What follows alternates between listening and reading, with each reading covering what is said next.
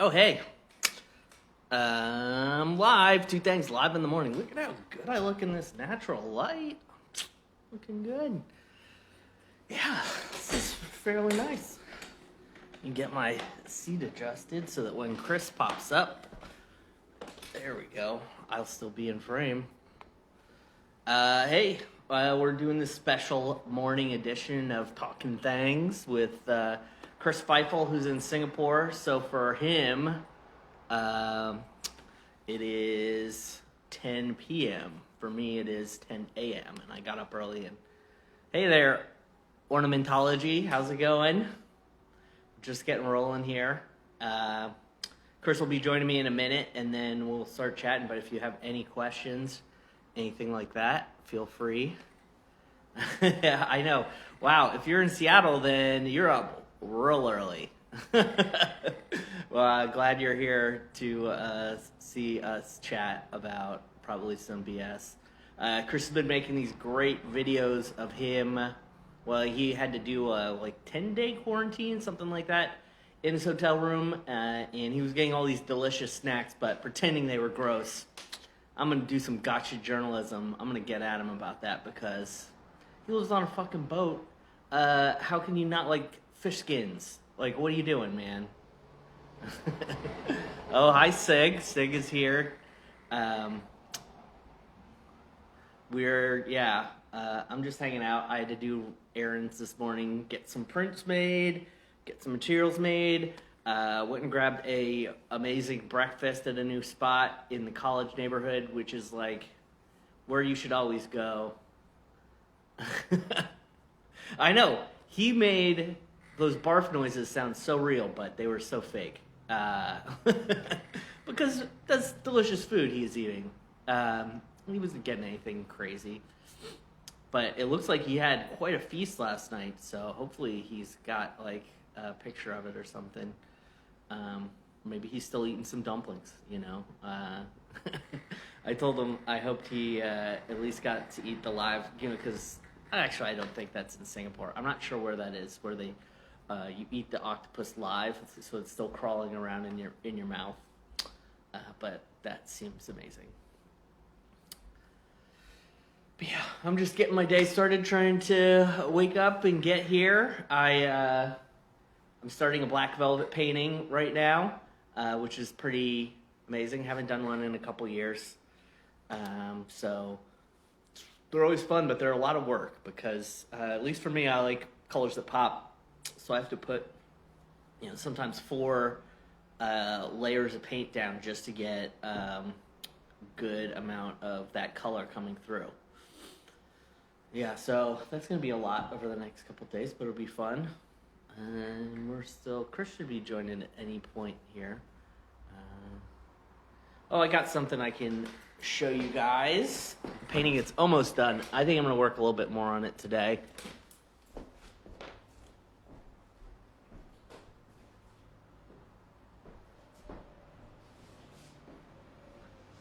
Yeah, this is my Twin Peaks and Hannibal painting that's coming along very nicely. I'm pretty stoked on it. The video, you can kind of see the silvers. It's always fun.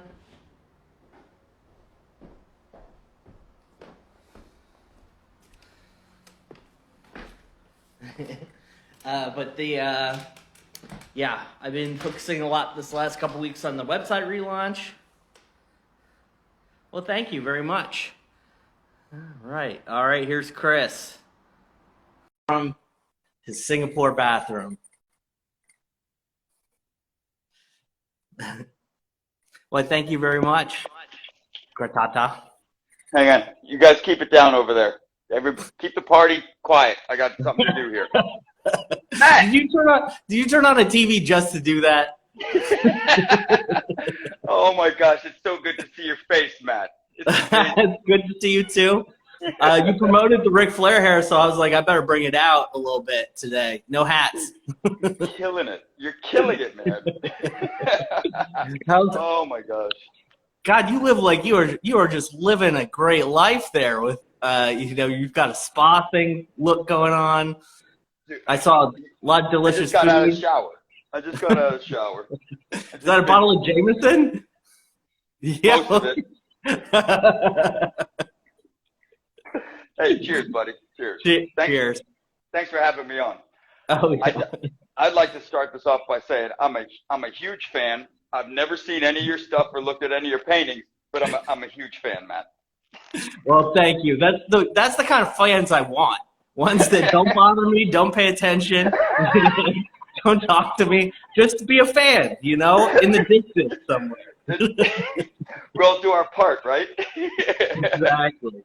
Dude, man, dude. I just by logging on, I saw that you were showing off some of the new work, man. Again, I didn't look closely. What is it? What was that painting? That was a Twin Peaks and Hannibal painting. Yeah, I did this giant. Here, well, actually, I can show you. I did this giant the Twin Peaks and Bob's Burgers. You can over there. But it actually like got some people who are Twin Peaks fans to pay attention and be like, I need a painting with Twin Peaks in it. And so I got this order in from Scotland, which I'm pretty stoked. This is my first international painting. Pretty awesome. I'm opening doors. You know? So are you in your studio right now? Like that was a big space. Yeah, man, it's crazy what you can do in an affordable city. I got a fridge, a sink, I got all this, giant windows. In fact, I only use half the space, and I have a roommate for the other half. I got a private bathroom. It's like, you know, it's amazing. And it's half the price of what I was paying in Seattle, half the price of what I was paying in Boston. And I had a great deal in Seattle over in Inkscape. Yeah. But, you know. Just seeing that studio makes me feel like coming over and hanging out and talking shop with you. I mean, I guess we're kind of doing that now, but, and I appreciate it. But man, that was dropping by your space and seeing what you were concocting and working up, and right as Two Thangs was just starting to kick off, I really enjoyed it, man. I really enjoyed it. No, you were a huge help, man. I think you were the only person I did that with, but like, I don't know if people know this, but I was just starting off as Two Thangs, and you know, when you're going into art business full time, it feels like you know, you're destined to fail. But I asked Chris to come down to my studio one day, and I had this set of like maybe 4 or 5 paintings that I was like doing as examples to show what I could do. They weren't even orders, and Chris just gave me this great critique. Sat down, we talked it through, helped me out a lot. Nope. Pretty much. I mean, that's what I would do to those paintings right now. Well, you had Hellraiser, you had Popeye with like with the Kraken kind of a purplish creature. Hellraiser with the old man Hellraiser, old man Pinhead with the toast. And I'm trying. You had the Parks and Rec on the wood, Ron and Swanson. then still one of my favorite pieces of yours is the Andre the Giant on the wood, where you can see the wood grain. Oh yeah. That was fun, man. I you know, the wood grain paintings and the black velvet, the orders only come in maybe once a year, but man, when I get to them, God, those are fun. I love doing that. So you're rolling. You're rolling. Yeah. I mean, the move hasn't hindered anything. You were able to keep like a pace going from West Coast to then Boston and then into I said keep it down in there. Partying all the time. That's what I do on the road, is I party. And into Rhode Island, like no interruption, huh? Yeah, I mean, yeah, there was a lot of interruption, you know, but it was starting over. But I just, especially 2019, hit the ground running, and I was just doing conventions and fairs, pretty much like every weekend for a year, just all travel, spreading the good word, you know. And it kind of worked in that I kind of opened up the circle a little bit. And so when pandemic hit in 2020, I still had a lot of orders that came in that year. And then now it's kind of dying off because it's been over a year since I've been able to do conventions and talk to people. But luckily I moved to a very cheap, affordable place, And now, Chris, you're, a host of podcast,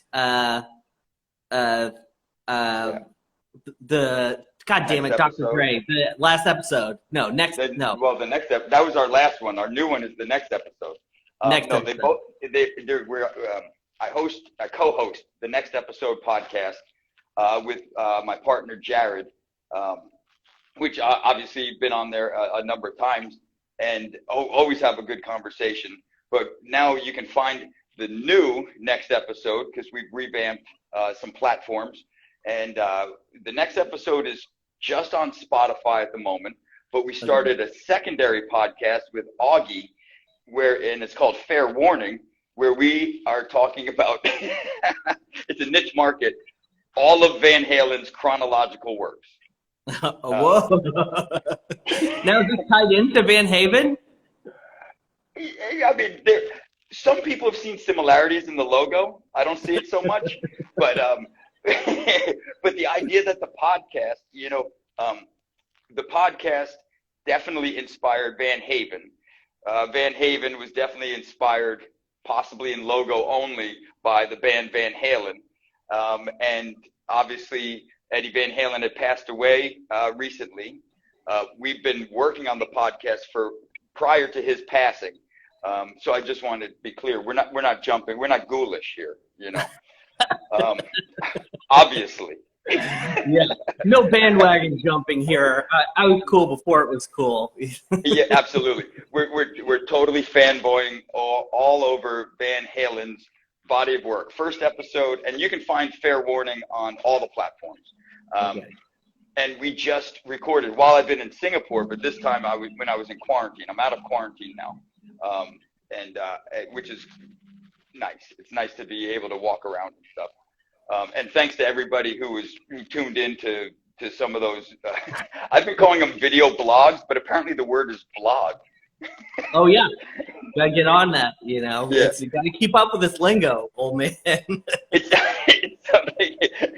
Well, after I finish my skin treatments, then I'll get into the vernacular.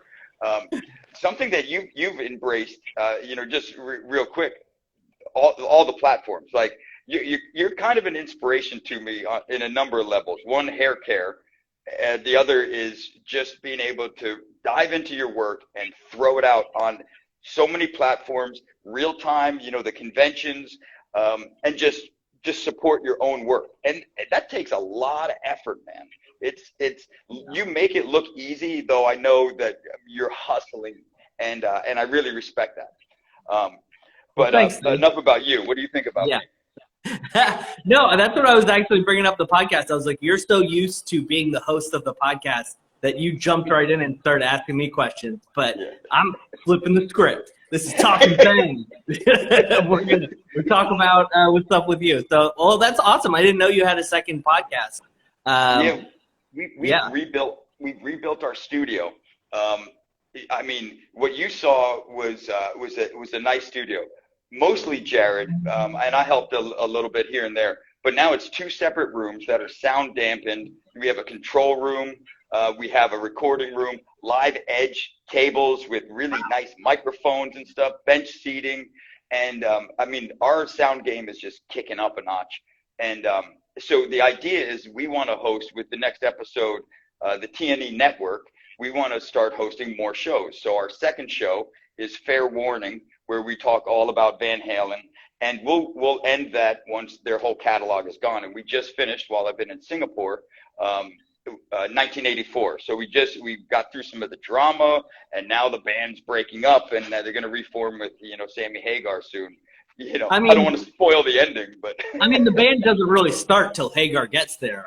I mean, that's right. I mean, come on. It was, this was fun, Matt, and I'll talk to you later. I mean, until Pepsi gets involved, there's no band. And so we've got plenty. We're about halfway there. We got plenty of albums, and then we've got some other friends who are starting a podcast totally on their own, and we're just going to produce it. And the idea is, they basically the rooms are separate. So with COVID, and now we're getting the vaccines and all that stuff, but we can actually keep a distance and still put out some content. And we want to have a whole bunch of shows, and just kind of enable people. Maybe they want to do a 3-part episode on cooking or whatever their interest is, and be the gateway. Come on in, we'll set you up, tell you exactly how to do it, facilitate how to do it, and then you get a podcast for a little bit, and maybe even longer. Who knows? I mean, we've only been doing it for 10 years, and I think it's about to take off. You just need that one time when Conan O'Brien is flipping through Stitcher, he finds your podcast, and now you're big time. We've been hashtagging Conan O'Brien for a decade now. Nothing yet. Yeah, man. I've got a whole bunch of questions for you, just in case. In case it dies down. Well, okay, so you're in Singapore, and I saw quite a feast. I just opened up my phone real quick before I started this. So what I know number one, I'm going to, do a little gotcha journalism here and say, you live on a boat. How the fuck can you be disgusted by seafood, especially like fish skins? Those are delicious. What are you talking about, man? I know you're faking it. You live on a boat, man. If it was sealskin, no problem. No problem. You know what you miss on video is smell. That's the big thing. They've never been able to crack it. Disney tries it every now and then in some amusement park ride, but you just miss the hit. The hit is everything, quite honestly. And to expand on this, I just did a video. I haven't put it out yet though. A video blog. Of eating a local fruit called durian. Durian is renowned for smelling like rotted flesh. Doesn't taste so bad. And so it was like, we had it at work. They brought it in. Use utensils, because that shit sticks with you for days. Inside and out, coming and going. But it's really soft flesh, and it's got this big nut in there. And so you just kind of take a pull off of it. It gets all under your nails, and doing this. I love the taste. The smell is terrible. I love the taste. I thought it was great. The smell goes away when you taste it, and then the smell comes back after you're done eating it, and then sticks with you for about 3 days. Yeah. So to circle back to the fish skins, my older sister put me up to it. She's like, you gotta eat those, and you gotta try it, and videotape it or whatever. I'm 46, so I can still say videotape. And so that was the genesis of the Singapore What's Coming Through the Door, and that was a lot of fun. And I tried to do it just real quick, like a minute and a half, not too much longer, not too much less, just boom. And that smell hit me. They were salty, skinny, all that kind of stuff. Immediately I thought, especially when you chimed in, I was like, oh man, I'm all of a sudden diametrically opposed to what you've been doing with now, New England greasy dives and the Boston greasy dives. It's such a good vein that you have going. So I'm biting a little bit of, a little bit off you, because you're somewhat of a creative genius. I know, it's gonna be fun, right? Yeah. And the prawns, though, I lost it at the prawns. Maybe it was because I'm in quarantine. But we gotta have a roller coaster in the narrative, right? You do. It was exciting. It was great TV. It was good. It was exciting. And you're just, after you got through a couple of the videos, then you're like, all right, I'm waiting for the barf sounds. When are they coming? You set up, but then you started holding them back. I think never give people too much of gold. Then it becomes worthless. Thank you. I was just telling somebody today about your pencil fighting championships at the Rebar, and again, I never went to it, but the stories are legendary. But what was problem with the prawn was I was doing it that was like the third time those prawns showed up, and they're not showing up fresh. You're just picturing this big boiling vat of prawns. The antennae are sticking out. It doesn't smell good. And when I snapped the head open, I'm looking at all the duty vein. I'm looking at all this and knowing I'm just going to shove it in my mouth. So I had shell in my mouth. I had all the stuff you'd normally clean out. And I was just doing this. And it was too much. It wasn't so much the taste, which wasn't that great. But it was just like, oh, you're going to just keep the show going. Just fucking put it in your mouth. And it all backed up on me. Well, like any good pro wrestler, you're keeping the narrative. You're not breaking kayfabe. So I think you're selling the story. I like it. So tonight I put a post of, a nice spread. In Singapore, they have something called the hawker markets. And that's where there's just a whole bunch of different types of food around, a whole mess of different types of food around. And so our hosts who are kind of supplying us, not with the prawns and stuff, but with the fish chips, the fish skin chips, and then even this nice little Manhattan in a bottle that I'm going to pour myself here after, a little courage juice, little broadcasting lubricant. There was a spread, and there was satay skewers and some fish soup and stuff like that, and it tasted great. The food was fantastic. There's basically nothing to report. There was such good food. Singapore is littered with good food within walking distance. We took a drive to this joint, but it's like I was walking around 2 nights ago, go down this street, and it just had barbecues all like where the sidewalk would be, right up to the curb. I was like, boy, they're not really allowing any room to walk. I went to a wine bar, walking back at like 10 at night, the street's closed off, there's chairs and tables all in the street, and everything's firing, just barbecue happening all over the place. And apparently that stuff runs to like 5 in the morning until commerce is starting to happen. Oh, man. Yum. Yeah, totally yum. I was thinking, I got to get back to the hotel. Maybe I'm too late to order food, and I'm not going to get anything. And I was like, would you look at this? Yeah. Next thing you know, I'm 10 deep in chicken skewers while I'm walking down the street. It was great. So after this, you're gonna go out in your bathrobe, right? And just Tony Soprano walk down the street, just grabbing gabagool out of the fridge. By the fist load. Lunch meat hanging out of your mouth, chicken skewer over here. I went into I did have a pizza delivered last night, and I was in the bathrobe, no shirt, pajama bottoms, Yeah. and my flip flops, and I was like, fuck it, and I just went down into the lobby, shuffled my way. I was there for 30 seconds, but I was like, this is a good hotel. I can go in the lobby with a bathrobe. Yeah. They're used to crazy rich people just doing whatever the fuck they want. Yeah, and I'm used to pretending, so. And now, so the reason you're in Singapore is because you work for Dale Chihuli Studios, helping him with installations, correct? Yeah. Correct. I mean, not even just helping, but like doing, executing is probably a better word than helping. So you are like, you're an artist, but you're also in this weird sphere of art because you're probably dealing with all of these, I don't even know they're like old school art gallery, high mucky mucks, right? The gamut. All the way from people who are buying some first-time art, maybe second-time art. A lot of Dale's work isn't really a first-timer kind of buy unless someone informed them that you need to have, something, a nice investment piece or so. Yeah. And then what I'm doing here is I'm helping install this really nice garden show. And quite honestly, I can't really talk too much about it. Right. As far as because the show's not out yet, but they're just starting to do press, and so don't hashtag anything. There's not a lot of we're kind of handcuffed as far as hashtagging and whatnot.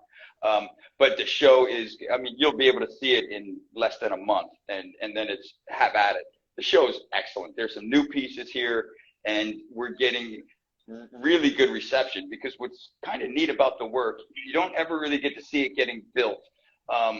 But it just starts springing up in all these areas around the gardens, and the botanical gardens here, the Gardens by the Bay is the venue.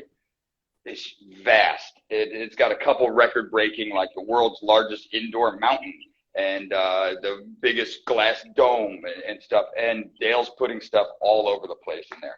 Wow. So it's a good one. It's a really cool show. Hot as balls. Yeah. And I mean, I'm in the room right now just sweating. And outside, like that, you just start sweating immediately all day. Some of the best thunder and lightning storms that roll through almost every day at like 3:30. Yeah. And I mean, clean lightning bolts, cloud to ground, and everybody's like, "You got to go inside now." And I bet that as soon as I got back to the East Coast and I got like real thunderstorms again, I was just like, oh, nostalgia. I missed you guys. Because, I mean, every once in a while a thunderstorm will roll through Seattle, but it's not like it is other places. It's too much of a temperate climate, you know? And the East Coast is awesome for thunderstorms. It's really something special over there. And it's one of the things I miss most living in Seattle. And I really like the landscape in Seattle. I like living there. It is totally expensive. I live on my ship, which is nice, even though it doesn't really open up my culinary, intake. I'm not fishing in the Duwamish so much and drying the skins of the fish. And those fish skins weren't that great. You would probably love them. I mean, hey, Brady cooked up some salmon the other day, and she didn't eat the skin. She's like, it's not crispy. I was like, are you kidding me? I don't care. I eat that slimy fish skin. I'm into it. You know? Let me ask you, how many times a week do you say that phrase? Are you kidding me? I don't care. Yeah, that one is in a lot of my vocabulary. But even more so than like the specific Chihuli installations, and like totally get that you can't talk about those, understandably. But like, I'm just really curious as an artist, as someone who's known the art world, seeing how, like, to me, that would be like Alice in Wonderland to be dealing with that kind of thing in general through all, because I know you've been traveling now. You've been doing this, what, 3-4 years, I think? Yeah, and just traveling the world and seeing all these different, people and places and art communities and probably a lot of assholes. Probably a lot of art assholes. But, I mean, does it jade you? Does it make you more enthused? Does it make it more achievable? No, you know what? There's a freeing aspect to it, because it's never mine. My name will never be anywhere near this. And indeed, I'm kind of like a ghost. And I kind of like that, because then you don't have to worry about putting your ego to it, which is tough to remove if you're doing your own work, because you kind of want that recognition. What I do with Dale and for Dale, mostly for, is just toss your ego. And it's something that I had to say to myself most of the days when I first started showing up, and for like the first couple of years, just I seriously would say, center yourself, remove your ego, and do the best job you can. I'd say that to myself every morning right before I walked through the door, until I didn't have to say it anymore, because I got it. The juxtaposition to my own art career is it's easy to see there's no fucking way I'm ever going to hit that stratus, that level. So in a way, that's also freeing. And I have respect, like, for institutions of artists, like you go to Renaissance painters and stuff who had schools, Rubin, who's like, oh, well, his students made that stuff, and he would come in and just kind of throw some figures in there and whatnot. Not saying that that's the dynamic I'm in, but that's kind of the class that Dale can play with, is that it takes a lot of people to pull this stuff off. And so that's a neat thing to see, as career-wise. And I've done work at the Henry Art Gallery, or for the Henry Art Gallery, and for a number of other galleries and other artists. Maya Lin was probably the other really big name artist that I contributed to making a piece for. When you see what big art, when an artist is bigger than the amount of work that they can make themselves, so they have to bring an engine in to help them make their work. It's really impressive. I'll never get anywhere close to that. I don't even know if I'd want to, but that doesn't even compute because, it's not like you go, I think I want to be a giant art engine. What's the next step to that? Yeah. Maybe it's in the bottom of this Manhattan. Let me look for the answer here. Real quick, I want to shout out Vanessa McCarowitz, aka Vanessa Van Horn, and Catherine Cross are both in the chat. Good to see them. But That's awesome. I'm also seeing some familiar names popping up, and hello to Wilbur and to my mom and to cousin I see popping up and Catherine popping up. This is pretty neat, man. Yeah. Are they in there? You guys in there? Yeah, they're in there. Yeah, I mean, it's such a weird thing, and in some ways that stuff is, it's like the rest of the world. It's like wealth in general, is that it keeps rolling. Once you have the ability to hire a giant team and do a piece that like might take up a city block or something like that, that's automatically going to make people think, wow, this is a big deal, or this is something you have the ability to make something people haven't seen before in a grand way. So sorry to cut you off, but with your career, could you imagine doing a real large piece? Is there something that you could see where you would need to bring in 5 people, a mural or some other artistic expression? Is that even on your radar of what do I want to work bigger other than outside of what I can handle painting myself? Yeah, I mean, the thing is when I go bigger, I have that job. Can I help you? Like when I did the Betty Page Divine House, it was kind of like I was going bigger, so I simplified. Like I'm not making it as complex or as like detail oriented as I do a 20 by 24 painting. So I don't know that I can't picture a team right now, but I would do a building sized mural like in a heartbeat. I would have a blast and I would make a lot of money. And honestly, the Betty Page Divine mural has just been so good in that it's just this hallmark, or not a hallmark, but like just this thing that I can point to, and pretty much anyone in Seattle's like, oh shit, I know something you did. I get it. I give you a little bit of credibility, which is where it was funny. Like I got like a lot of press and stuff for that when it happened, and almost none of it. I was like expecting like, oh shit, I've got a fucking Seattle Times piece on the front of the thing in the article, and it talks about 2 things, and what I do in it, I'm like, here I am, I'm gonna get paid, and it equaled 0 sales, 0 commissions, nothing. But what I found you and I have in common. We've both been on the cover of local papers and been like, this is probably going to be pretty good. And but what you find out it does, and if you ever get that, it's like it opens doors. It's like once someone knows about you, you give them that, and it gives you a little more credibility. Or when you're talking to a gallery or when you're talking to whoever, you show them that shit and they eat it up, and it gets your foot in the door. How did you find it, like in personal growth, attacking something that large when you're not used to working or almost equipped to work on a building size piece? I mean, did you have a few gut checks in there? I mean, I was very unsafe.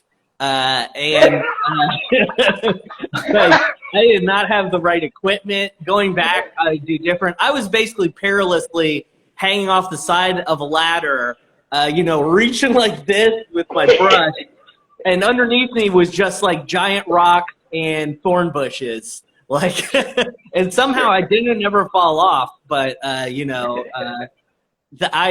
thank the owners of the Betty Page house, the Betty Page Divine House, for giving me the gig, but that was like, I'm not gonna sue them, but I was like, man, this was a dumb idea. I just figured it out and went with it, and knock on wood, luckily enough, I didn't go to the hospital. No, yeah, I mean, you killed it, but I mean that, to circle back around to me, it's something that I've been really enjoying about being able to travel is there's certain spots around the world that legal street art is a thing. They have legal spaces, and I really got into that. the idea, and I just tonight after the Hawker Market, after we had this nice meal, you know, there's a crew of us that are working together, but then there's a few local people that are hosting us, you know, and whatnot. And so I was asking them, like, is there any legal spots to throw up a piece around here? Kind of, but you have to go through, you know, you got to put the proposal in, you got to go through the department of this and the ministry of, it's almost like Harry Potter. There's a ministry of everything floating around this joint. And so I was like, okay, it's totally out of the question, this trip. I'm probably going to come back in about 6-7 months and take down the show. And I was like, that might be worth going through the legal, you know, rigmarole to throw up a piece in Singapore. And every time I go to London, I throw up a piece.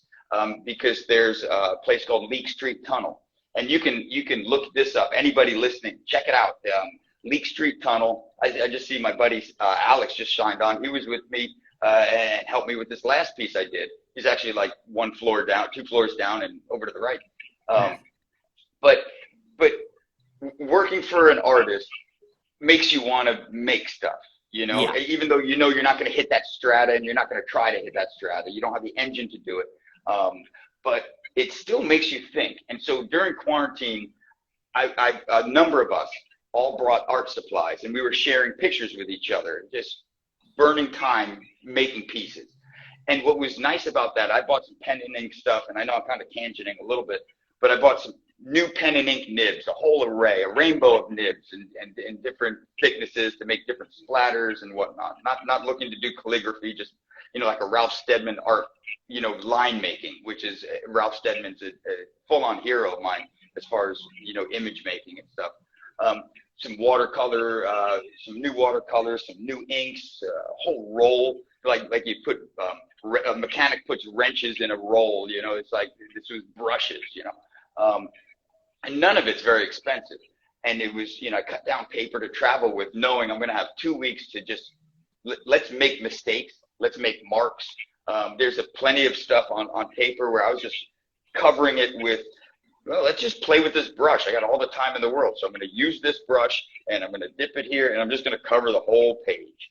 You know, just see how the ink or the medium lays on another medium. Start there. I did a little series, you know, and if you go through the Instagram feed, you'll see Dumb Bunny. What I was doing there is using just resist, liquid mask, and scraping it on and using toothbrush to put it on. And then, you know, if for anybody listening who doesn't know, liquid mask will not allow the pigment to go to the page. It's a resist. And so then you just have white paper once you paint all around it. And it allows you to do wet on wet techniques, so you can get sloppy with water washes and then add pigment to the water washes and stuff. And I had a hair dryer next to me, so I could speed up the process. And then you'd rub it off, and leave that fucking saying alone as far as quarantine is concerned. A lot of rubbing off. Anyway. I made a joke about staying in my mom's womb for a long time too, so I guess everything's safe here. But it would leave a negative space, and then I just spin the paper and see what does that negative space look like, and that one I was like, it's kind of like a fucked up rabbit. Well, let's fucking draw a fucked up rabbit. I'm not going anywhere, so it became more like my favorite piece. The idea that sometimes process informs an image. You know, and I went to school for illustration and graphic design, which are very much like, here's where you want to end up. How do you get to that stage? And give us 3 to 5 options. You know, and I don't really work like that so much. And we can get into process, your process and my process, because you're obviously with the two things, you're going to give your client, they give you some ideas of what they want mixed together, and you give them some options of composition and how those subjects play together. The quarantine allowed me to just really just have fun, just make marks, and then see where that led. And then every now and then I'd rope it in and paint a tree, you know, draw a tree or some just straight up image. But I really liked the looseness of just messing around with the mediums. I don't know if this dovetails into now the street art, but when I travel, and I find that there's a legal place to do some graffiti or some, I'm not putting up a name. I don't have a street name or anything like that. And most people, that's what they're throwing up. But if you follow like UK street art, hashtag UK street art, hashtag Leak Street Tunnel, there's some amazing street artists all over the world. It's a rabbit hole you can go down. Being on the road starts inspiring you, and walking streets, because the time change maybe fucks you up a little bit. So at 3 in the morning, you're just wide awake. You know you're not going to bed. So instead of battling it, I'll put on my clothes, and most of them anyway, and I'll just go out onto the street and walk around. And then you start finding spots, and those spots, you go like, oh, the light's hitting this spot. That street light, it's over here, really neat. And then you start looking for the art store, and then you're like, okay, well, and there's an art store that opens up. Okay, they're open after work hours. Tomorrow I'm going to go get some materials. I'm going to go get some cans. And I usually travel with spray caps, you know, different varieties of spray paint caps so you can make different marks and stuff like that. That's how the making murals on the road started. And Singapore, not so much. There's some consequences in this town. The Netherlands was awesome for it, and there's some. You see what the other local artists are doing, and it's so inspiring. And I think that's what the most I get out of working my job is being able to travel and seeing what other artists are doing, and then trying to play with that, trying to like have a dialogue, even though you're not there together. There's some sort of artistic dialogue either between yourself and the wall, or the medium, or what the piece next to yours is, and you try not to go over something that you kind of know is special to somebody, and you look for the ones in that zone that you can just plug yourself into. That's been my favorite part of all of this is awakening some of that artistic juice. Is that a saying, artistic juice? Yeah, cool. Yeah. It's definitely from the patriarchy. Like white men came up with it, but it's a phrase. Artistic juice. Like, no, I did that once in Barcelona. They had a wall. I mean, they had a lot there. I mean, that's the thing is you also go to Europe and you just see, because they embrace street art a little bit more and they make room for it in their society, how much better it is than it is over here. So you're like, oh my God, people are developing their talent, you know. So there was a wall in Barcelona, and I got together, I think, with this Australian artist. He's like, you could just paint on it. Basically, it was King of the Hill. If you paint a great mural, people aren't going to fuck with it for at least like a week or something like that, and then someone will paint over it. And if your thing sucks, it'll be gone in like an hour. And I went with him. He saw me sketching in the hostel, you know, and he's like, oh, you come do this with me. And so I'm like, awesome. And I've never used spray paint before. And I get that. And it was like, I fucked up his mural so bad. I was horrible. Like, I didn't know what I was doing with spray paint. Spraying it towards you. Pretty much. It would have been better if I sprayed my face and just rubbed it on the wall. And I felt so bad. I was like, this is going to be gone in 10 minutes. Like, this sucks. But I've always wanted to do that again. I wish there was more of an allowance for that sort of stuff in the States. There really should be legal, and there's a website, Legal Walls, that I started searching, and it'll give you a country, a city, a location, and you can find and even a rating of when the last person who checked into this website was at that certain spot. It might be 2 years, and they'll say like, oh, kind of sketchy area, but if you're there at night, the lighting's good, you know. Mm-hmm. Or what I found in London with the Leak Street Tunnel, it was started by Banksy in like 2008. It's an old transit tunnel, full dome, 1/4 of a mile long, gallery lighting along the whole thing, and people will be playing music in there. There's like every now and then a DJ shows up. There's photo shoots going on. There's like gallery walkthrough, some side bars and stuff like that. Like it was like a scene, and it was super intimidating.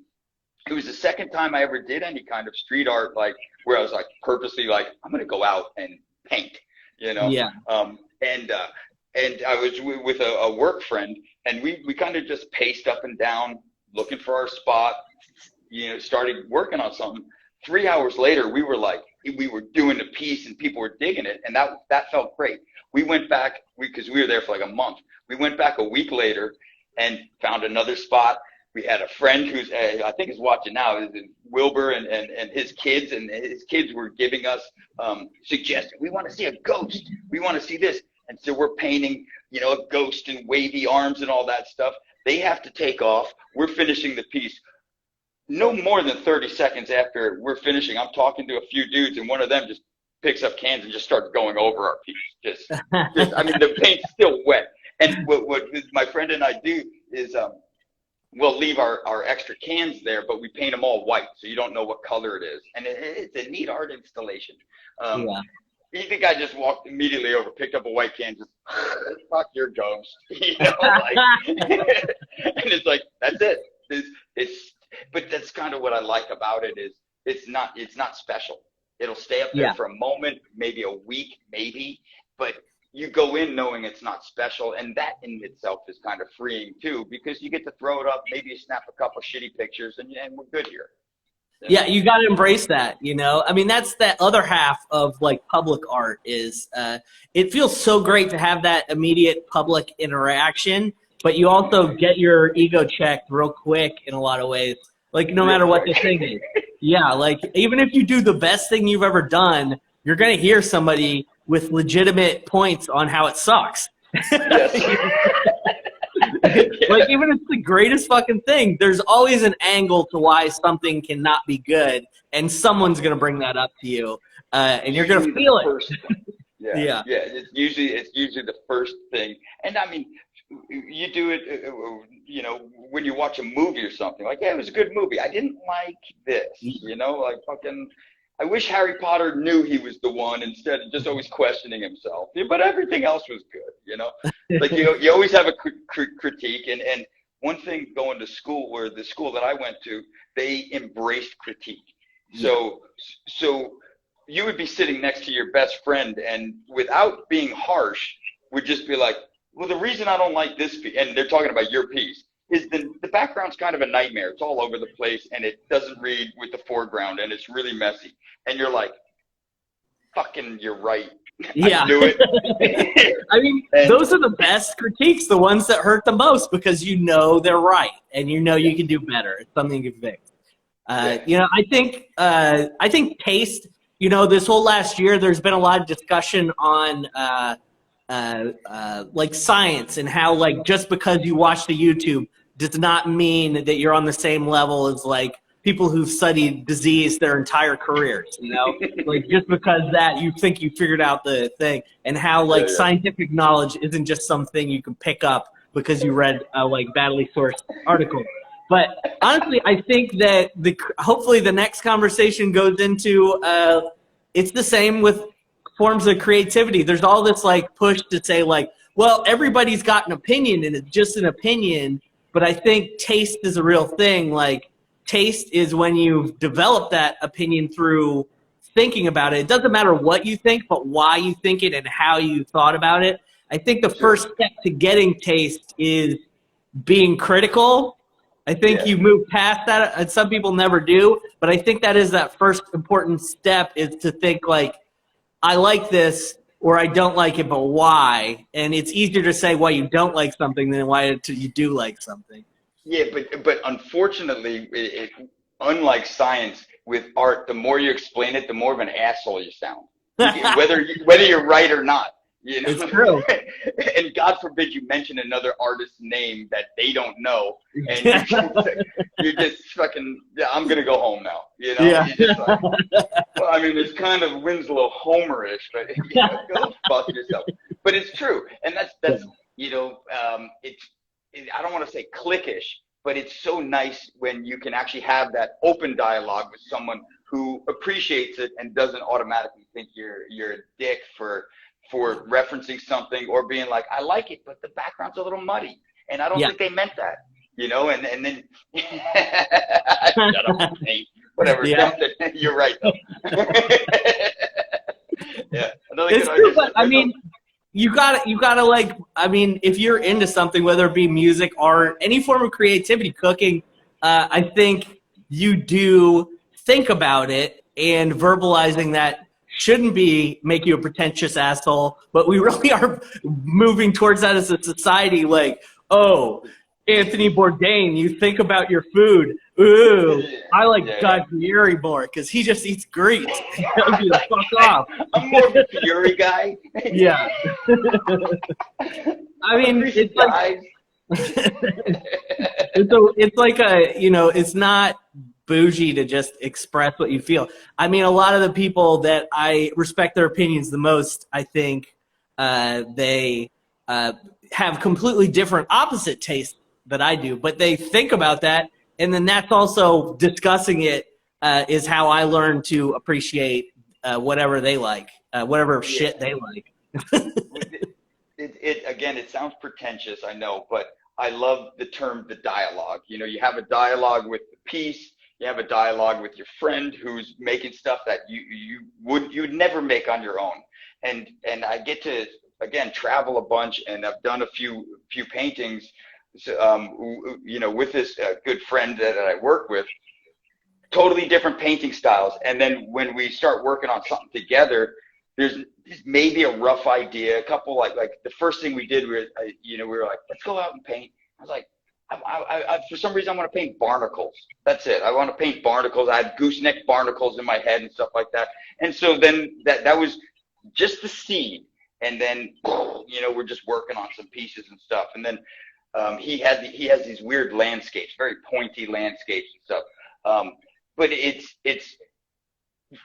what I kind of find, like, with writing stories, not that I'm a story writer or whatever, I was always under the impression that whoever's writing a story already knew how it was ending and all the details before they started.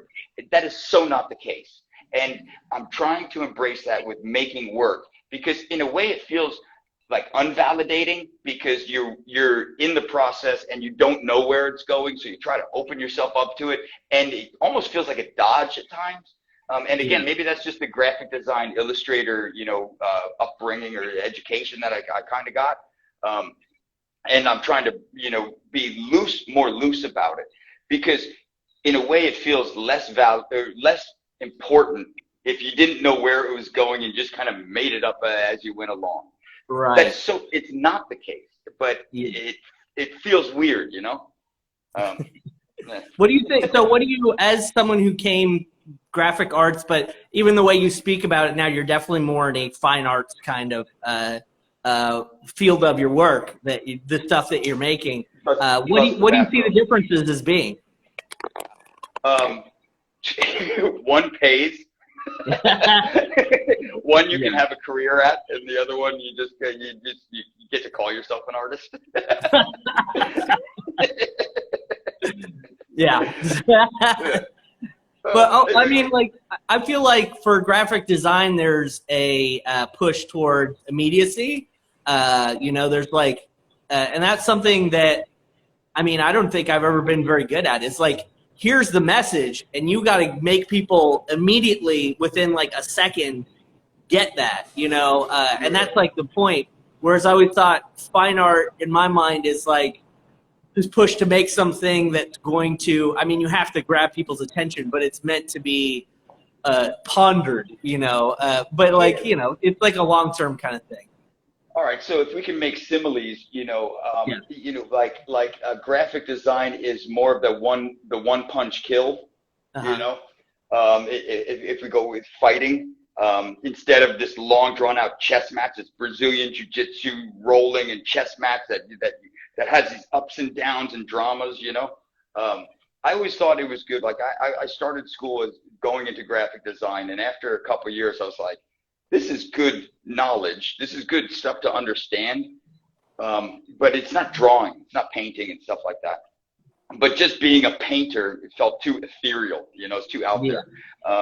And so an illustrator felt more refined. And luckily, our school was really strict on the, you know, color combinations, why your eye picks up, you know, a little more of the science about it. You know, be damned your creativity if you don't have it. As far as like some kind of basic background, then you're more apt to not get how to construct a piece, how to construct a composition. And I thought graphic design and illustration, if you can marry those two things, you can eventually you'll have an understanding of adding text to an image. That's probably going to come up at some point in an artistic career. So like, let's get used to that vocabulary.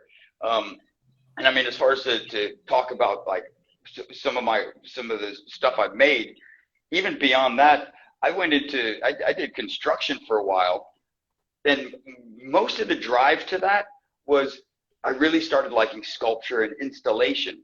And I felt like building was a language that I was not fluent in. I didn't know how walls were made. I didn't know what can hold what. And ultimately, I felt that was a blind spot in being able to create something. And so I'm not saying that was the entire reason I went in there, but every day that I worked in construction, I was thinking like, I'm learning how to better hang pieces. And working for other galleries, Henry and stuff like that, it drove me nuts that this artist had no idea how to hang their work. That right. Drives me nuts to the nth degree. Where it's like you're missing part of the dialogue. Yeah. You fuck. And so that would drive me crazy. And I didn't want to have that blind spot. And so and indeed I've been able to do like pieces for the university bookstore that were hanging from a cement ceiling. I understood how much they weighed. I understood the tolerances of the brackets and the cement anchors I was using, which toggles to use and all that stuff. I've done some architectural stuff in the kick risers of staircases that are backlit glass and didn't do it like a jerk. I did it like, okay, these are these tolerances. These are the shocks that it can handle. Kind of like an intelligent installation.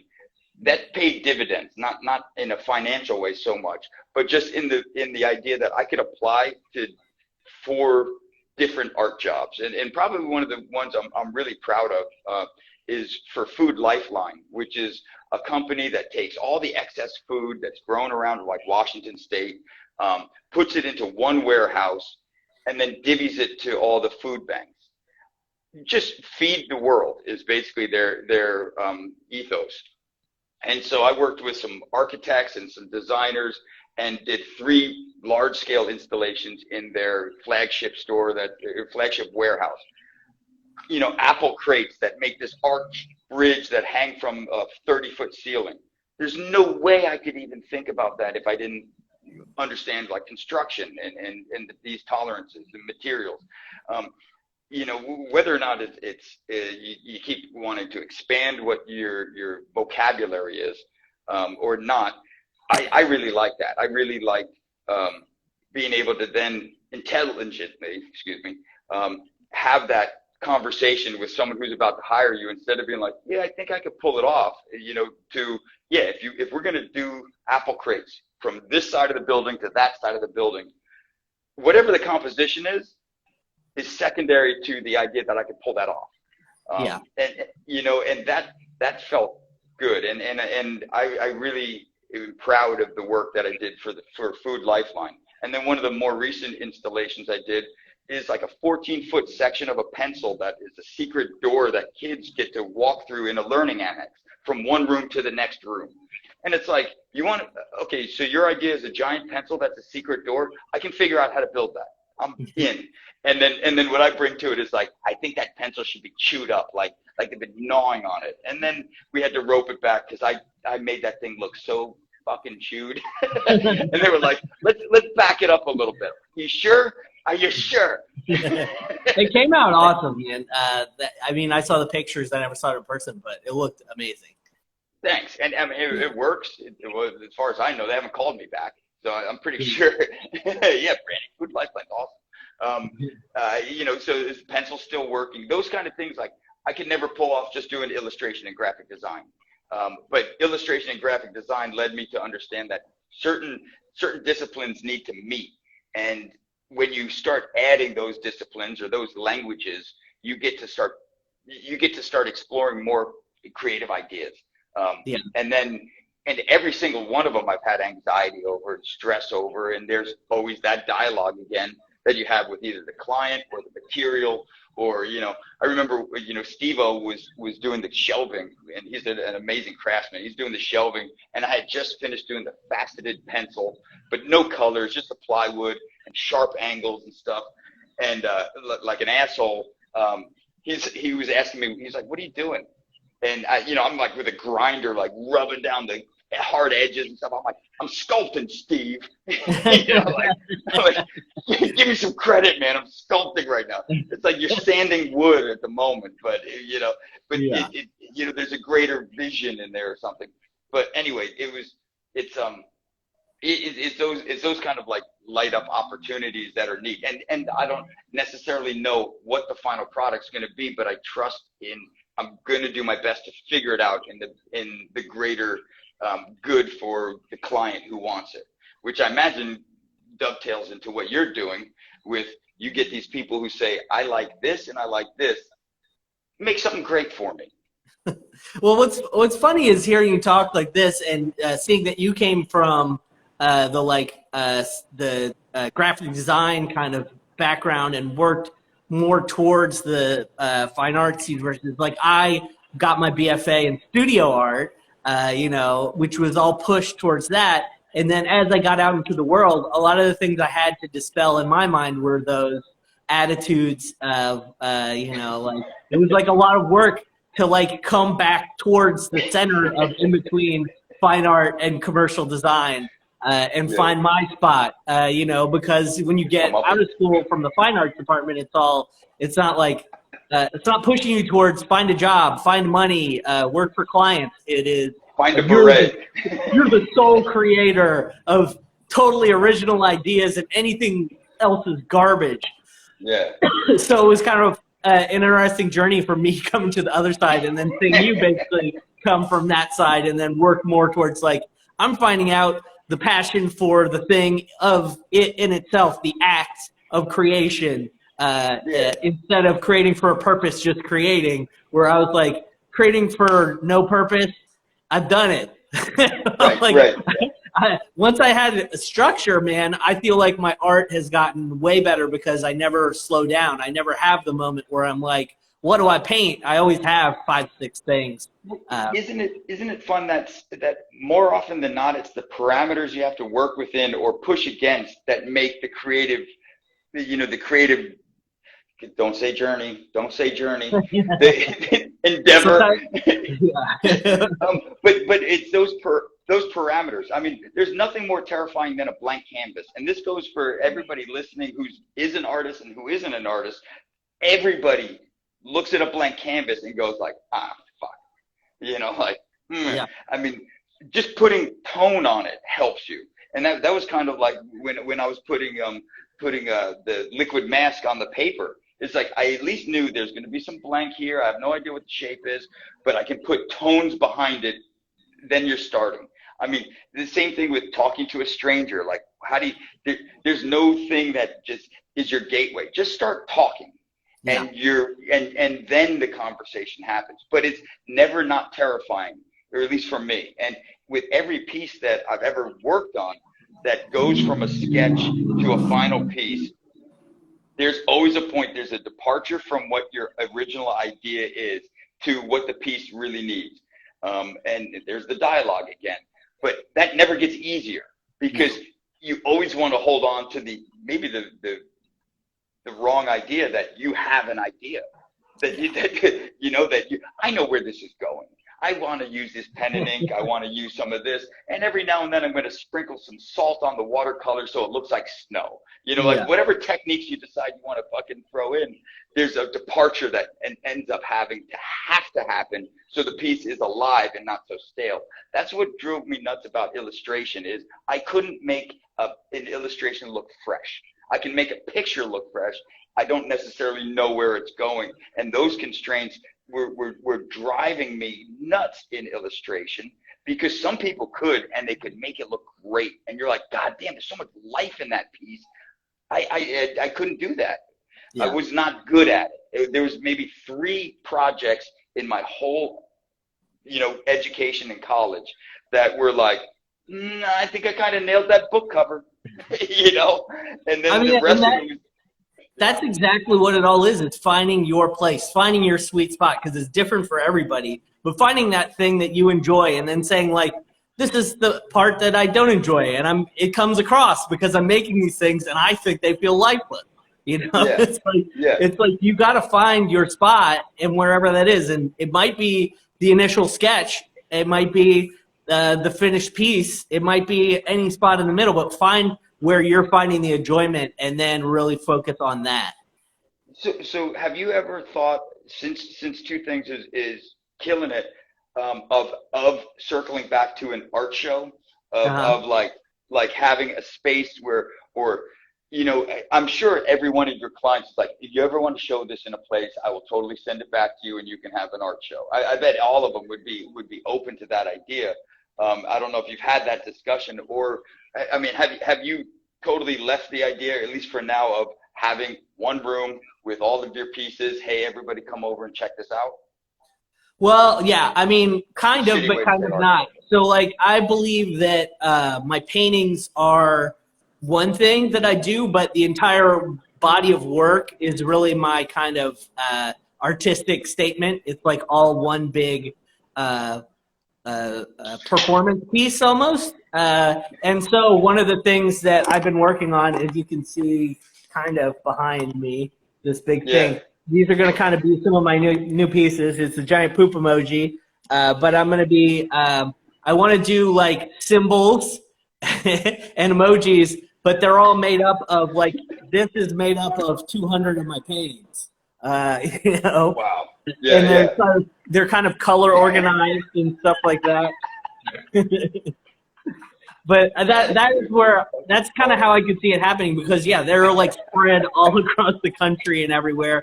I have a collection of them that I think I'm going to try and tap into a couple gallery shows.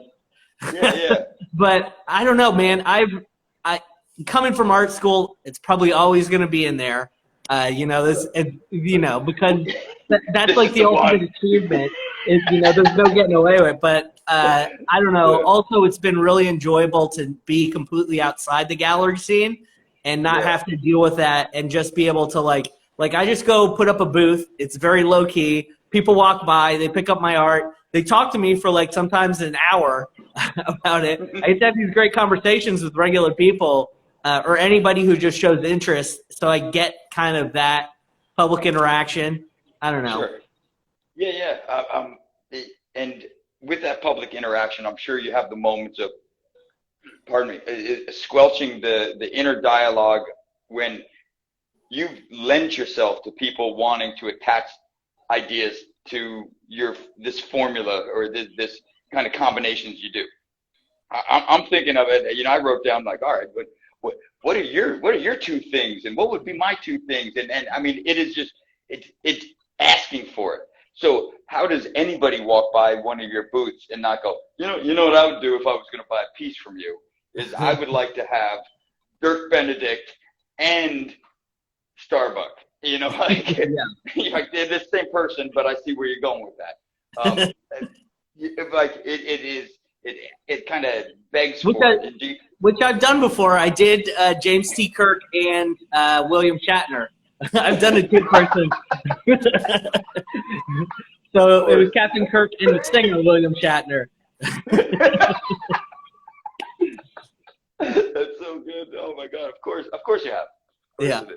But I mean, people. I have that conversation. I start it with people, and I mean, I always get some jackass who's like, they always come with the most obvious thing too. They're like, okay, the Rat Pack and Brad Pitt and George Clooney from Ocean's 11, and then they always end it with, "You can have that one for free."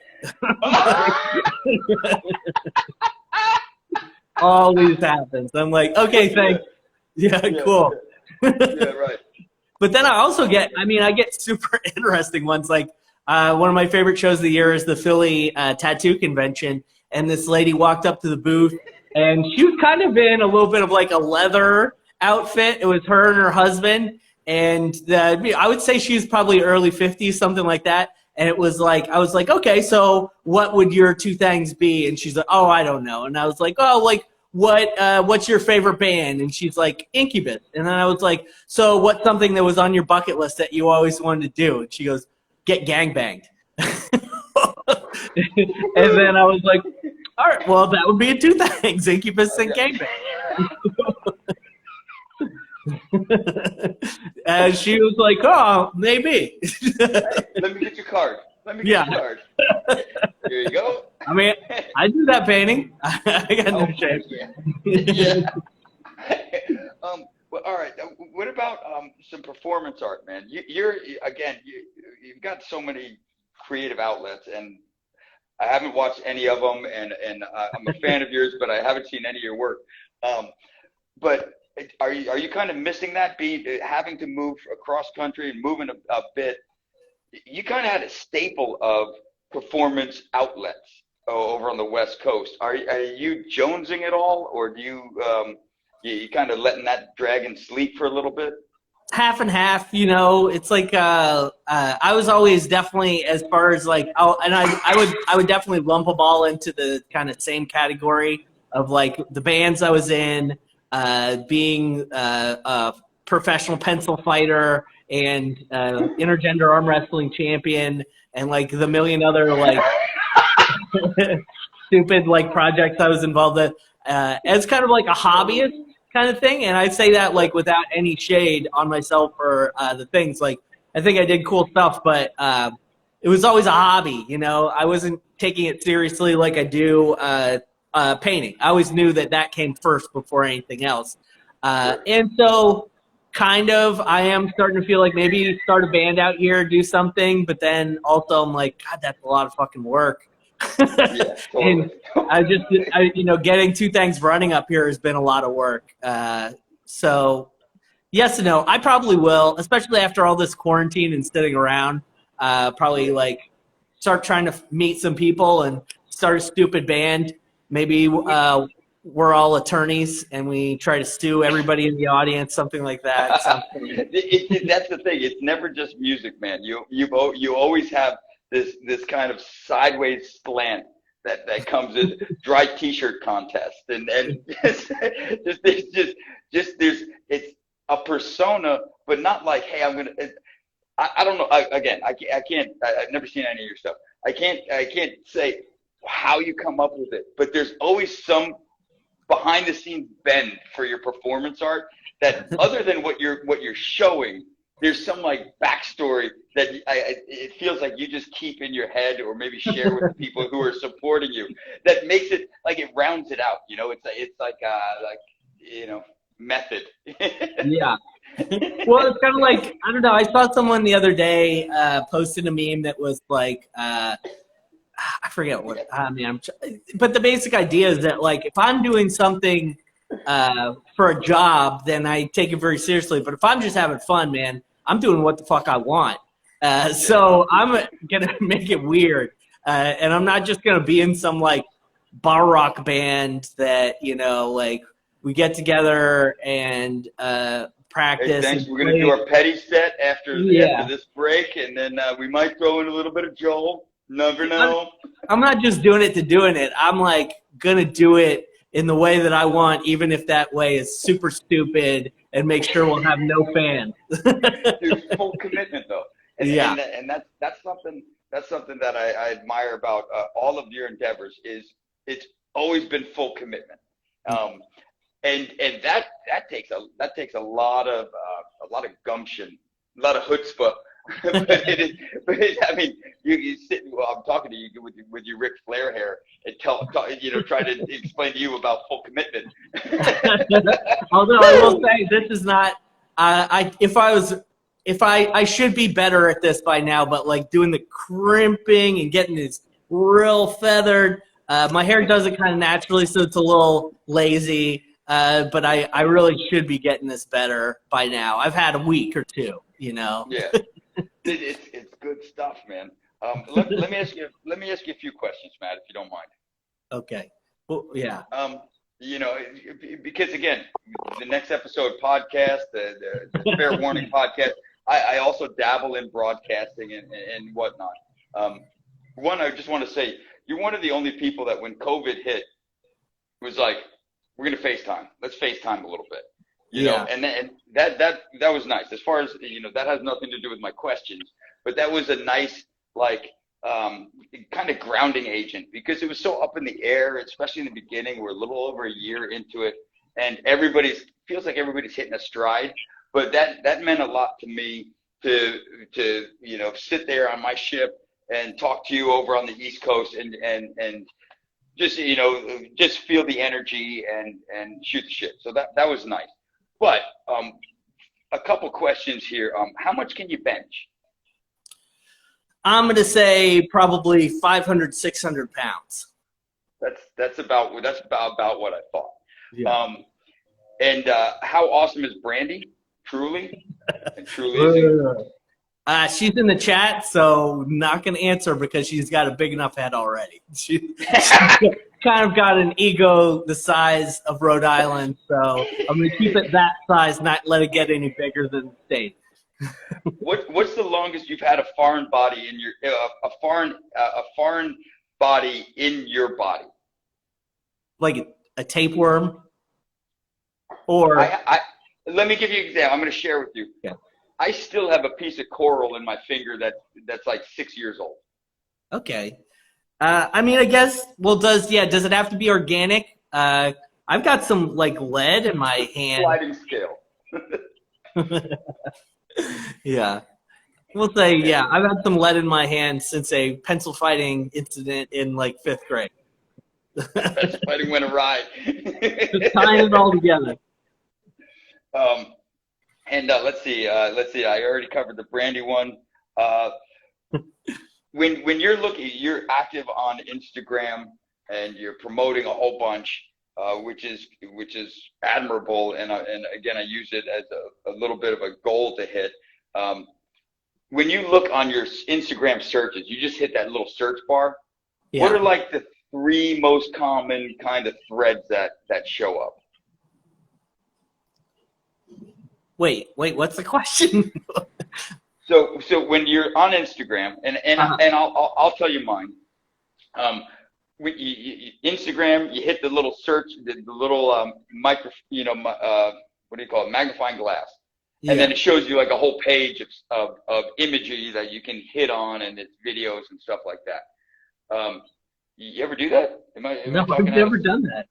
You've never hit the search on just right before you're going to type somebody's name, and it just shows you what are common things that you probably might want to look at? No, I've never done that. Moving on. What are you searching for over there? I get MMA, zit popping, and street art, and then some surf. I tell you, actually, on this conversation, I redid my website, and I got a lot better with the image tags and all that. And so Google started sending me emails about, like, people found your website through this search. And one of the first ones that came through was Black Velvet Pussy, because I have a Black Velvet painting of Pussy Riot. But I guess people are searching for Black Velvet Pussy. And now they're going to twothangs.com. And you pretend you don't know what I'm talking about. Black Velvet Pussy. Which is also some of the 3 best words ever strung together. I was thinking, let's see here. I said I like your stuff, and some of my favorite paintings of yours, the recent ones. The Eeyore and the dog, I thought were kind of on point. What I've been really enjoying about your work, dude, is your rendering has just, like, it's in the style, like it's like vector style, like an Illustrator program where it's planes of color, but then you're starting to render within those planes of color, but you're also modeling so many more gradients of those planes of color, like your luchador and bathtub. Is that bathtub? Bath time. Yeah. like it's from the time that we were hanging out together in the studio in Seattle to now. I don't know if you're spending more time, you're getting quicker, it's probably both, but your rendering is getting so enjoyable because there's so many nice little moments within the piece, not just how nicely those subject matters are colliding together, but how they're getting rendered, like hair, skin tones, shadows, the warms and the cools of it are really fucking fantastic. So I kind of just wanted to blow a little more sunshine your way as far as those are some of my favorite pieces that are coming out of you. Thanks, man. I really appreciate it. Honestly, I'm feeling like I'm firing on all cylinders. Like a lot of the stuff I think about where, especially I don't want them to be photorealist, but I'm learning ways that I want them to look like, be recognizable as the thing that people come to me with. People want the thing to look like what they come to me with. But I want to, inside of that, be pushing the ways that I can make shapes and brush strokes and things like that still fall into that, but be their own thing in the same way that abstract painting is, be interesting on their own. And I'm really feeling like I'm hitting a sweet spot where it both looks like the thing, and then when you start to just devolve and kind of look at the individual components, there's a lot of interesting shit going on within that, which I think was hard to balance, especially when I first started. But I'm like just really feeling good about where I'm at. So I really appreciate that. Yeah, for sure, man. What your pieces are doing, or what is my favorite element of looking at artwork, is where it's rewarding across the room, but it begs you to come closer to inspect it. And when you do, it rewards you with those nice little moments, those micro moments that are a little bit over here, a little bit over here, where you kind of lose yourself in. You know, that little bit's of composition, that they're firing with that, and it's been a neat evolution to see, over the last bunch of years, man. Killer. Thank you, man. It's funny, and it's something I'm writing about right now, but this idea that I only got that opportunity because I could do it full time. You know, I was doing art part time, working a full time job, and then for 40 hours a week, and then 20 hours a week heading to the studio and making stuff on the side. And I just never was able to progress during that. I feel like a lot of it was kind of treading water. Like I'd figure something out, but I wasn't. So those last 6 years, I feel like my work has gone from, 100 times more interesting than what I was doing before. And I wouldn't have got that if I didn't have the opportunity to do it full time, which is a blessing, man. I feel very fortunate to have that. And I wish more people did. I really want to carve out a space in the arts, like you were saying about at the beginning of this conversation with Chihuli and stuff like that. There's like the people that make art, and then there's this giant gap between the people that are like killing it in this upper atmosphere, making a ton of money, and there's just so little room in between those two for people who just like want to make $50K a year, live in a shithole apartment, and make art full time. Like, yeah. I just want to carve out more of a space for a lot of people to be doing that if they want it, Like, you're not going to be, like, rich, but you can subsist on it. Yeah. And I think that's important in not just, like, not just art, but, like, all forms of creativity to find these, It's a great point, man. And it does seem there's a lot of polarization that's happening. And you really are kind of sculpting out that real mediocre ground, Matt. When I started this, I said, get paid moderately or die trying. That's all I'm fighting for here. Dude, stay in the middle of the herd. If the lesson is, this is what Jared and I talk about a lot, where we're like, don't be in the lead of the herd, don't be in the back of the herd. My grandpa would say he had problems seeing out of one eye. He had all these like compensating mechanisms for driving and whatnot. But one of his big ones was like, never be the first one through the intersection, because that person's probably going to get killed at some point. I extrapolated the last part, but it was the lesson of like, you should have plenty of time just to let them take off, see what happens, and then you continue in the traffic. I love it. And also, you know, one of the things that he kind of drove into our head was one test is worth 1,000 expert opinions. And I always like that. And I kind of put it right around with you as well, because we can talk about art till the cows come home. And you and I have talked about art quite a bit on this, but also, you know, unaired or whatnot. But actually putting the time in to do it, and to do it for yourself, such that you can carve out, you know, really like mediocre lifestyle. Again, you. I'm sorry about the mediocre. That was a low-hanging fruit kind of joke. I was going to try to stick with that. I honestly feel like it's more important to have a mid-level in these industries, creative industries, than it is to have a fucking, you know, a Banksy or a you know, a Basquiat. Yeah. Like these, like, just having that option is going to do more for the art world in general than having another superstar. So I'm happy to be in mediocre land. Absolutely, man. And again, and without being tongue in cheek, it really is inspiring to see. And I kind of feel pretty lucky to have known you for a long time. Enjoyed a lot of your creativity and your expressions and stuff. But dude, seriously, watching you decide to put pedal to the metal in your own endeavors, and then, like, it's not like you just thought that and then you went into your studio and started painting a whole bunch.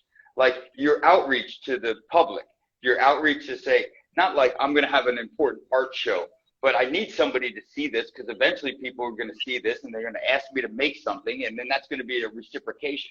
It's the same approach that you have when you're fronting a band, where you don't front a band because you want people to hear what you're saying. You front the band because you want to engage with the crowd, and that reciprocation is where the magic is, where the juice is. And dude, you read it whenever.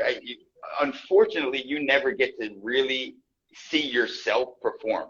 You know, you never get to experience what it's like to be in the crowd watching you perform, whether you're high on whippets or not. And let's not get into who made that happen, and what show that might be at.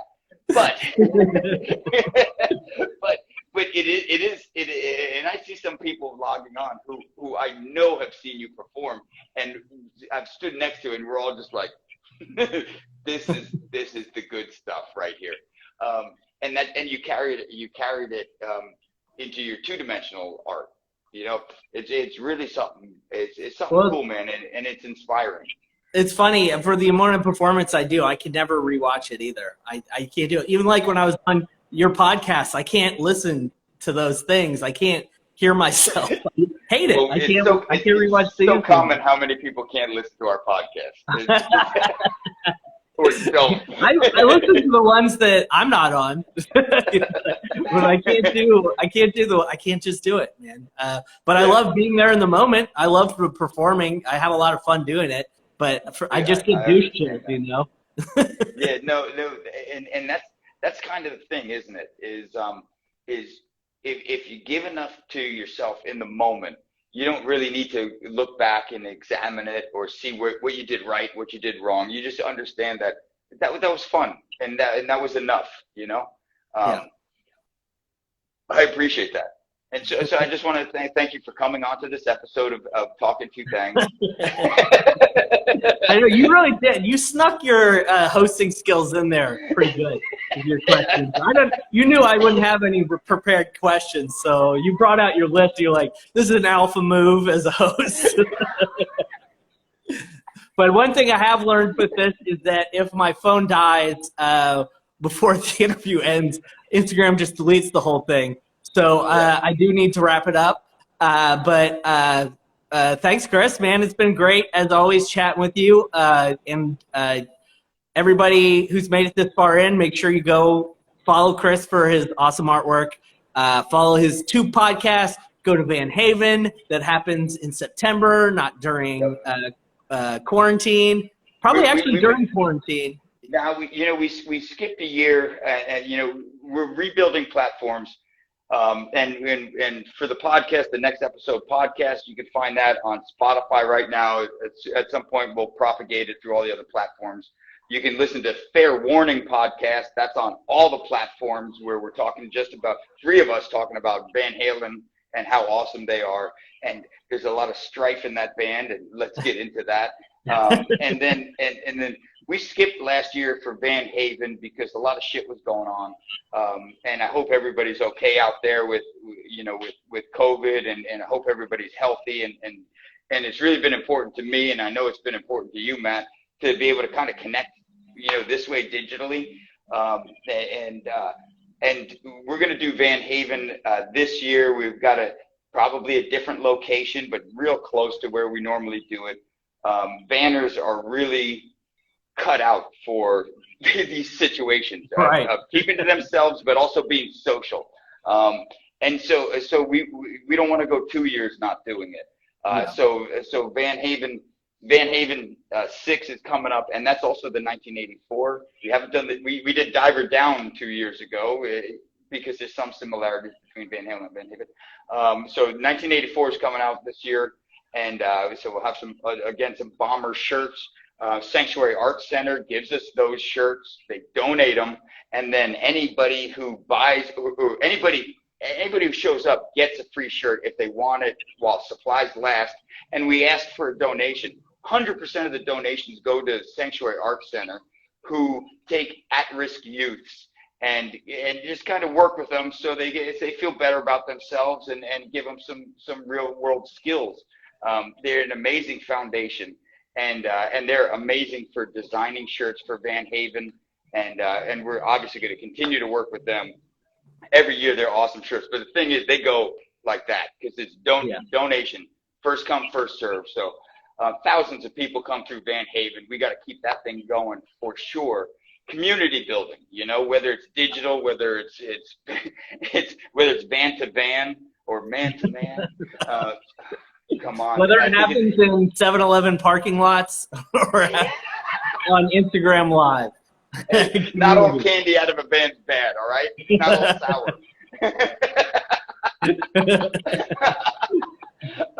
But this has been a fucking awesome, man. And again, I'm over here literally halfway across the world. And it's quicker to go through the earth, and it's shorter to go through the earth than it is to go around it. And how magical is it that we can just shoot the shit and have fun in this sweet ass bathroom of mine and your awesome studio over there. Yeah, man. Matt. Thank you. Well, have a great time on the rest of your trip over there. Eat something real weird. People before you got on were calling for barf sounds. They're like, "What happened to the barf sounds? They haven't been coming back. We want more barf sounds." So, you got to please your audience a little bit. I will. I think what I was just thinking today is I think I might do a super cut of my street food because I already got a couple things recorded. So instead of doing one-offs, like it was easy with the quarantine doing one-offs with what was Singapore, what's coming through the door. Now it's Singapore. Let's eat something more. And I've had a few things. I did a few recordings. And I might just do a super cut at the end of this and throw out the wrap up to the trip. But thank you everybody who's been checking in. I'm recognizing so many names, man. So you got quite a following, and that's awesome. I just saw my cousin jump in there and a couple other cousins and stuff. This has been really fun, and thanks to everybody out who isn't you and myself. Who tolerated our art talk and our dialogue. It's really something to know that holy shit, man, people are listening. Awesome. Yeah. I mean, it's kind of weird. I wasn't sure how it was going to go the morning, but a lot of people rolled through. I saw Sean up in Boston, Sean Quinn earlier. A lot of people rolled through. So morning's a good time, and then a lot of people watch. Because it'll just go up on Instagram, and a lot of people like Vanessa McCarowitz, who I think has left the chat at this point, but last time she was commenting like she thought it was live 2 or 3 days later, so it was just like about a string of 50 comments throughout one of these videos. So I love it when that happens. Yeah. So hopefully there'll be some of that. But all right, Sure. Chris, have a great time. Go use that bathrobe in the street, man. Get your Tony Soprano on. You know, I'm probably going to shower up here in a little bit. Let me just get this ready. Yeah. And, you That know, wet again, hair, gotta keep it dry. thanks everybody for sticking in. And I'll talk to you later. I got to get into this tub. All right, man. Bye, Chris. Bye, everybody.